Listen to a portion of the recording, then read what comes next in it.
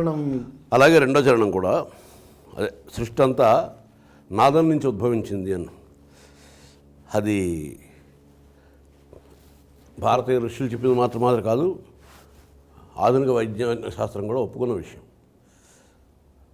దాన్ని రెసొనెన్స్ అంటాం. అంటే సృష్టిలో ఉన్నవి ప్రాథమికంగా విజ్ఞాన శాస్త్రం మాట్లాడేది రెండు, పదార్థము, శక్తి. కానీ ఈ రెండు ఉన్నది శూన్యం, ఈ మూడు ఉన్నాయి. సో ఈ పదార్థము శక్తి ఒకదానిలోంచి ఒకటి ఇంటర్ఫేస్ అవుతున్న సందర్భంలో ఈ తరంగ నిస్వన నాదం అయితే తరంగ దైర్ఘ్యం అయితే అది ఒక ముఖ్యమైన పాత్ర వహిస్తుంది. అది వేరే సైన్స్, వేరే చర్చ. మొత్తానికి విషయం ఏమిటి అంటే నాదం నుంచి సృష్టి ఆవిర్భవించింది. శక్తిగా, శక్తి పదార్థంగా, పదార్థం వివిధమైనటువంటి రూపాలుగా ఆవిర్భవించింది అని చెప్పిన తర్వాత ఆ విశ్వనాదమే అనేక రకాల జీవకోటి రూపాల్లో వస్తున్నప్పుడు, మానవ చైతన్యంలో వచ్చినప్పుడు, తల్లి ప్రాణ చైతన్యంలో అంతర్భాగంగా ఒక శిశువు ఉన్నప్పుడు శిశువు తాలూకు చైతన్యం కూడా తనదైన వేరే ఒక ఉనికిని పంచభూతాలతో ఒక శరీరాన్ని తయారు చేసుకుని ఆ శరీరంలో ఈ నాదాన్ని ప్రతిష్ఠింపజేసుకుని బయటకు రావడానికి ప్రయత్నం చేస్తున్న సందర్భంలో అంతవరకు జీవన చర్యలు జరుగుతున్నాయి. కానీ తల్లి ప్రాతినిధ్యం వహిస్తుంది, ప్రకృతి ప్రాతినిధ్యం వహిస్తున్నాడు. సో బిడ్డ పుట్టగానే డాక్టర్లు ముందర ఏడ్చిందా అని అడుగుతారు. వాళ్ళు ముందర చూస్తారు. ఒకవేళ ఆడపోతే కంగారు పడి బిడ్డ తల కింద తప్పి కొట్టి ఏడిపిస్తారు. మనం దాన్ని వ్యావహారికంలో ఏడవడం అంటాం. మనం పుట్టింది ఏడవడానికి కాదు, అది ఏడుపు కాదు. సో అంతవరకు అమ్మ ఉమ్మనీరులో ఉండి తన సమస్త జీవన చర్యలు అమ్మ చర్యల ద్వారా సంధానించుకుంటున్న తాను స్వతంత్రంగా ఈ విశ్వ చైతన్యానికి తాను ఒక ప్రతినిధిగా, తాను ఒక చిన్న బిందువు అయినప్పటికీ బిందు మాత్రమైన ప్రతినిధిగా తన ఉనికిని చాటడానికి ఆ ఉమ్మనీళ్ళలోంచి బయటికి రాగానే ఒక్కసారి అది పంచేంద్రియాలని ప్రకృతికి ఎక్స్పోజ్ చేస్తున్నప్పుడు వచ్చేటువంటి ఒక్కసారి గాలి లోపల తీసుకునేటప్పటికీ ఆ వచ్చేటువంటి శబ్దం మనకి ఏడుపులా ధ్వనిస్తుంది. లేకపోతే ఆ ముక్కులో ఏదైనా ఉమ్మనీరు ఉండిపోయిందేమో, ఈ చెవుల్లో ఉండిపోయిందేమో, వీటిల్లో ఉండిపోయిందేమో, ఉండిపోతే తర్వాత కాంప్లికేషన్స్ వస్తాయి. సో అక్కడ మొదలైంది ప్రాణస్పందన. జనించు ప్రతి శిశుగళమున పలికిన జీవన నాద తరంగం. అది ఏడుపు కాదు, అది జీవన నాద తరంగం. తల్లి గర్భంలో 9 నెలల క్రితమే 10 నెలల క్రితమే ప్రారంభమైన తన ఉనికిని చాటుకోవడం మళ్ళీ కొత్త మొదలు. ఇందాక మనం చెప్పుకున్నట్టు ప్రతిరోజు కొత్త పుట్టుక, ప్రతి నిద్ర ఒక చావు, నిత్య నిధనం నిత్య జననం. సో ఈ నిత్యజనంలో ప్రతిరోజు కొత్తగానే పుడుతున్నాం. మనం ఎంతసేపు మన జ్ఞాపకం అనేటువంటి దాన్ని ఆధారంగా చేసుకుని నా వయసు ఇంత, నా ఏళ్ళు ఇన్ని, నాకు ఎంత తెలుసు ఇలా మాట్లాడుతున్నాం. కానీ ఏ రోజుకి ఆ రోజు మనం విశ్వ చైతన్యంతో పోల్చుకుంటే ప్రతిరోజు కొత్తగానే పుడుతున్నాం. ఎంతవరకు జీవిస్తున్నామో అంతవరకే జీవిస్తున్నాం, నిద్రపోయే వరకే జీవిస్తున్నాం. ఎందుకు ఇంత విస్తృతంగా చెబుతున్నానంటే ఆ పాట రాయడంలో కవితా ప్రదర్శన కాదు ముఖ్యం కాదు. నేను పెద్ద కవితని నేను అనుకోవట్లేదు. నా దృక్పథం ఏంటి జీవితం పట్ల?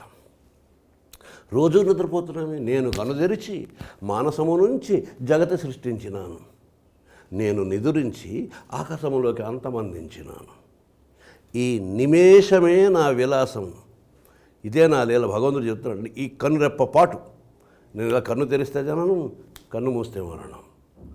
ఈ రెప్పపాట్లోనే మొత్తం జీవితం ఉంది. ఈ నిమేషమే నా విలాసము, ఈ విలాసం అంటే అడ్రస్, ఈ విలాసమున నా నివాసం. నేను ఎన్నేళ్ళు బతికాను, ఎన్ని పుట్టినరోజులు, ఎన్ని కేకులు కోసాను, ఎన్ని కొవ్వొత్తులు వెలిగించాను, ఎన్ని గొంతులు కోసాను అన్నది కాదు ఇంపార్టెంట్. ఎన్ని త్రుటిలు, నేను ఒక్కొక్క శ్వాసను ఒక్కొక్క త్రుటిగా భావిస్తే ఎన్ని త్రుటిల పాటు జీవితం గురించి ఆలోచిస్తూ జీవితంలో ఒక భాగాన్ని, ఈ చైతన్యంలో ఒక అంతర్భాగాన్ని జీవించాను అని తెలుసుకోవాలి అనే తాపత్రయం నాకు ఏదైతే ఉందో అది అనేక రకాల రూపాల్లో వ్యక్తమవుతూ వచ్చింది. నేను కనుదెరిచి మానసము నుంచి జగతి సృష్టించినాను, నేను నిదురించి ఆకాశములోకి అంతమందించినాను, ఈ నిమేషమే నా విలాసము, ఈ విలాసమున నా నివాసము, కవిని నేను రవిని నేను అన్నప్పుడు రాసుకున్న పాట. అలాగే ఈ జీవననాద తరంగం చేతన పొందిన అంటే కదలిక, చేతన అంటే చైతన్యమే, కానీ అది బాహ్య రూపంలో బాహ్య శరీరపు ఆకృతిలో కదలికలుగా మొట్టమొదటిసారి మనకు కనిపిస్తుంది కాళ్ళు చేస్తూ. చేతన పొందిన స్పందన ధ్వనించు హృదయ మృదంగ ధ్వానం. ఎంతవరకు ఈ లబ్బు డబ్బు అమ్మ గుండె చప్పుడుగా విన్నాం మనం. కానీ ఇప్పుడు ఆ బిడ్డ తన సొంత గుండె చప్పుడుతోటి మళ్ళీ మొదలు పెడుతోంది జీవితాన్ని. ఇది అనాది రాగం. ఈ జీవితం ఎప్పుడు మొదలైంది అన్న మాటకి ఇది డేట్ అని ఎవరు ప్రాణం ఎప్పుడు మొదలైందో తెలపగల తేదీ ఏదో శక్తి ఉందా తెలుసుకునే. అంటే ఎందుకు చెప్తున్నానంటే ఏ పాట రాసినా ఆ పాటలో ఈ చింతన ఉంటుంది. ఈ చింతన అది నాకే ప్రత్యేకమైనది కాదు. అసలు ఈ కార్యక్రమం తాలూకు ఉద్దేశం కూడా అదే. పాట తాలూకు మాట ఏమిటి అనేది, ఆ మాటకి మనకి ఉన్న అవసరం ఏమిటి, ఏ అవసరం లేకుండా కాలక్షేపం అని ఒక మాట ఉంది. క్షేపం అంటే ఖండించడం, ఖండించడం. అంత టైం ఎక్కడ మనం వేస్ట్ అయ్యో ఈ టైం ఎలా, దాన్ని ఇంగ్లీష్లో టైం పాసింగ్ అని టైం కిల్లింగ్ అని అంటారు. అంటే టైం కిల్ చేసే అంత ఎక్కువ ఉందా వయసు మనకి? ఆఫ్టర్ ఆల్ 25 ఏళ్ళు 50 ఏళ్ళు నిద్ర, 25 ఏళ్ళు అజ్ఞానం. ఇక 25 ఏళ్ళలో కూడా ఆర్తి లేకపోతే ఎందుకు పుట్టామో ఎందుకు వచ్చామో ఎక్కడికి వెళ్తున్నామో ఎక్కడికి పోతాం కూడా తెలియని పరిస్థితుల్లో అప్పుడు మనకి ఒక చెట్టుకి చామకి తేడా ఉంది. అవి సుఖంగా ఉన్నాయి, మనం దుఃఖంగా ఉన్నాం, అంతే తేడా. సో ఈ అనాది రాగం ఎప్పుడూ కూడా ఒక శిశువు ఏడుతో స్టార్ట్ అవుతుంది. ప్రతి ఉదయం కూడా పక్షులు మనకు చెబుతాయి వాటి తాను కిలకిలాంగుళలతో, కిలకిలలు అనేటువంటి వేళ్లతో మీటుతూ కిరణాలని మనకు ఒక రోజు ఉదయాన్ని ప్రారంభింపజేస్తే జన్మ తాలూకు ఉదయాన్ని పురిటి గదిలోంచి శిశువు చూపిస్తుంది. ఇది అనాది రాగం. ఇది ఎప్పుడూ మొదలవుతూనే ఉంటుంది కాబట్టి ఆది తాళం. అనాది రాగం ఆది తాళమున అనంత జీవనవాహినిగా, అనంత జీవనవాహిని. ఎప్పుడు పుట్టింది ఎప్పుడు చచ్చిపోతుంది అంటే మనిషి తాలూకు శరీరాలు మారుతుంటాయే తప్ప మనిషి తనం అనేది మారదు. ఇది చెప్పడం ఒక సామాజికమైన అవసరం, ఒక మానవీయమైన అవసరం, ఒక తాత్వికమైన అవసరం కాదు. మనకి మోక్షం ఉందా, స్వర్గం వస్తుందా, పాపమా పుణ్యమా నరకమా, వీటన్నిటికంటా కూడా అసలు బతుకు అంటే ఏమిటి. వాడు ఎప్పుడు చచ్చిపోతాను అని భయపడేవాడు కొందరు, చంపేద్దామని ప్రయత్నం చేసేవాడు కొందరు. నువ్వు చంపేది ఏమిటి అని కృష్ణుడు చెప్పిన వాడికి ఎవరికి అర్థం బోధపడలే. నువ్వు చంపేది ఏమిటి, రిటర్న్ టికెట్ జేబులో పెట్టుకునే వచ్చాను నేను. సో ఎలా ఆ తెలుసుకోకుండా చంపేవాడు కొందరు. ఏదో ఎలాగా వచ్చేదాకా కాకుండా ముందరే ఆత్మహత్య చేసుకెళ్ళిపోదాం అనుకునేవాడు కొందరు. వచ్చేదాకా వస్తుంది. సో ఆ చావు కాదు అది, ఒక శరీరం నుంచి ఇంకొక శరీరానికి మారుతుంది. అంటే నువ్వు ఎలా వచ్చావు, నా తల్లిదండ్రులు, వాళ్ళ తల్లిదండ్రులు. దీన్ని మొదలెక్కడ చెప్పలేము. ఎక్కడో ఏడమండి ఇవని పెట్టలేం కదా, అంతకుముందు ఏమీ లేనట్టు ఏడమండి ఇవని స్టార్ట్ అవ్వలేం కదా, అలాగే అంతం ఎక్కడ. సో ఈ ఒక నిరంతరమైన స్రోతస్విని ఈ చైతన్యానికి భాష్యం చెబుతున్నటువంటి బ్రహ్మలాగా భాష్యం చెబుతున్నాను కొత్తగా. విరించినయి వేదము అంటే తెలుసుకోదగినది. ఈ తెలుసుకోదగిన విషయాన్ని నాకు స్ఫురించింది, నేను రాశాను, నేను చేసింది కాదు. వేదాలను కూడా బ్రహ్మదేవుడు రాసింది కాదు, బ్రహ్మకి స్ఫురించింది. విధాత తలపున. కవి అన్నమాట బ్రహ్మకి చెందుతుంది. బ్రహ్మ అంటే కవి అంటారు. కవి అంటే బ్రహ్మతో సమానం. కవిరేవ ప్రజాపతి.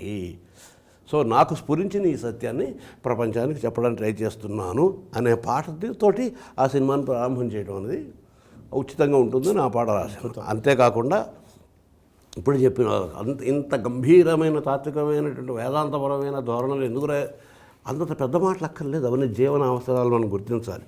మనం జీవించి ఉన్నాం, బతుకున్నాం. ఎందుకు బతుకున్నాం ప్రశ్న వేసుకుంటే చాలా పెద్ద విషయమా? ఇవాళ సాయంత్రం 7 తినాలండి అన్న దాని మీద పెద్ద చర్చ చాలా ఇంపార్టెంటా? ప్రతిరోజు 1 గంట అయ్యేసరికి మనం తప్పనిసరిగా ఒక షెఫ్ గారు వచ్చి రకరకాల రెసిపీలతో వంట వండడం టీవీలో చూపించడం అత్యంత ముఖ్యమైన విషయమా? అసలు నేను పుట్టాను బతుకుతున్నాను అంటే ఏమిటి చేస్తున్నాను అని ప్రశ్న వేసుకోవడం చాలా చాదస్తమైన విషయమా?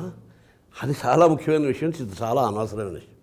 ఆకలి వేసినప్పుడు పక్కన అన్నం ఉంటాను తింటాం, సున్నం ఉంటే సున్నం తింటాం, ఏదో ఒకటి తింటాం, కడుపు నిండేలా చూసుకుంటాం. అమ్ములు నీకు ఆకలి వేస్తుందో నేను అమృతం తయారు చేసి ఇస్తానంటే ఆగం. అక్కడ అమ్మలు ఉంటే అంబలు తాగేస్తాం. కడుపు నిండిపోయిన తర్వాత అమృతం తెస్తే అమృతమైన ఇప్పుడు కడుపు నిండింది, ఆకలి వేసినప్పుడు ఇప్పుడు చూస్తూ ఉంటాం. సో ఆకలి తీరడం సో ఇటువంటి జీవన చర్యల్ని ప్రకృతి తన భద్రత తీసుకుని తను చేస్తూ వాటి కంట మనం ఎందుకు ప్రత్యేకంగా, మన ప్రత్యేకత ఏంటి?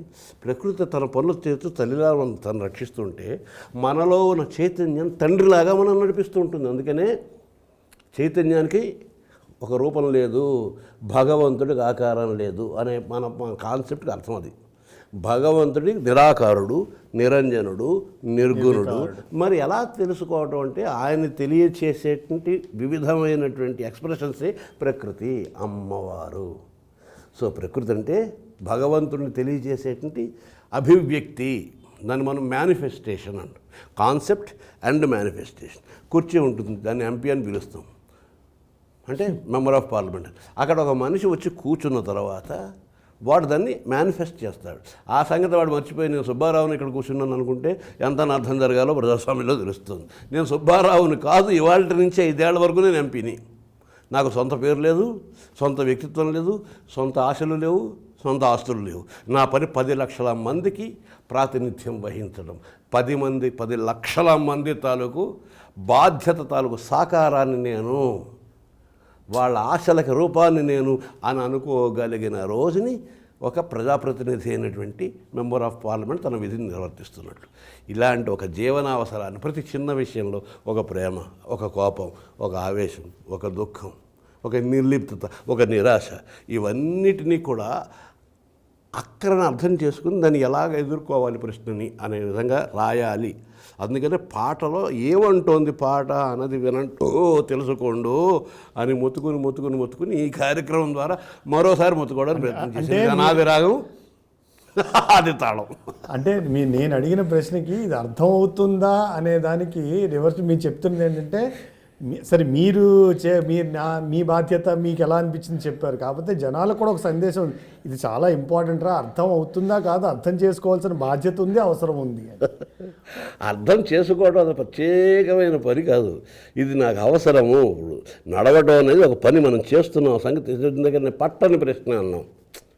ఇప్పుడు మనం ఒక పాప బుడి అడుగులు వేసుకుంటే అప్పుడే పాకడం నుంచి గోడ పట్టుకుని లేచి 2-3 బుడి అడుగులు వేసి మన కళ్ళకి ఎలా చూసి ఎలా నచ్చాను అన్నట్టుగా చూస్తుంది. మనందరూ బలి చప్పట్లు కొడతాం, కిలకిల నవ్వుతుంది.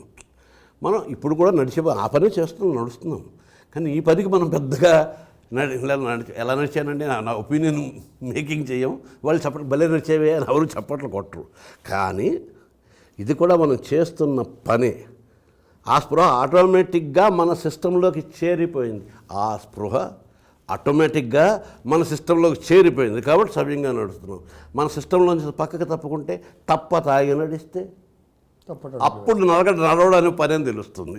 సో పుట్టని ప్రశ్న, పట్టని ప్రశ్న. సో అది పట్టని ప్రశ్న. కానీ అసలు ప్రశ్నే పుట్టకపోతే నడుస్తున్నామన్న విషయమే తెలియపోతే స్లీప్ వాకింగ్ అవుతుంది. అయితే బాబాయ్, ఇప్పుడు మీరు అన్నట్టుగా మీకున్న జన్మ సంస్కారంతోనో లేకపోతే భగవంతుడు ఇచ్చిన ఆ వాల్యూస్తోనో మీరు ఈ పాట రాశారు.